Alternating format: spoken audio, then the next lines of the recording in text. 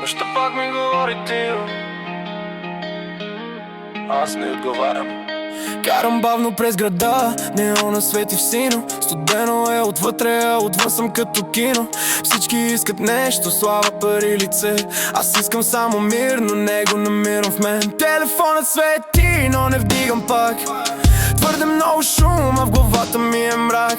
Казваш обичам те, но звучи като дим. Разтваря се във въздуха и пак оставам сам си там. И ако падна тази нощ, кой ще ме хване, кой? Сърцето бие на бас, но няма никакъв покой.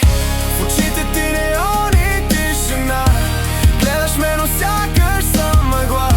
Докосваш ме, а съм далеч. Любов на репит, но без сърце. Неони тишина,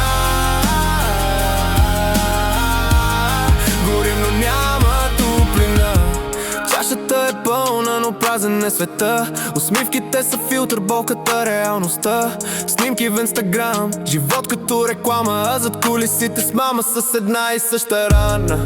Не вярвам вече в приказки за винаги. Всичко трае кратко като летни стихи. Ти си като песен, дето знам наизуст, но всеки път боли, щом натисна пак плей на чувствата. И ако тръгнеш утре, ти ще свикна ли с тъмното? Или ще търся пак нощта лицето ти в празното?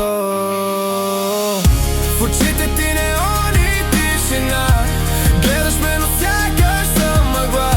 Докосваш ме, а съм далеч. Любов на репит, но без сърце.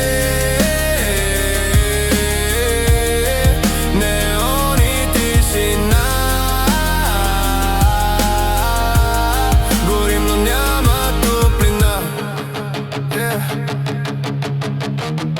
Града заспива, аз не мога. Сърцето ми е лукс без стойност, а ти си просто спомен в тъмното.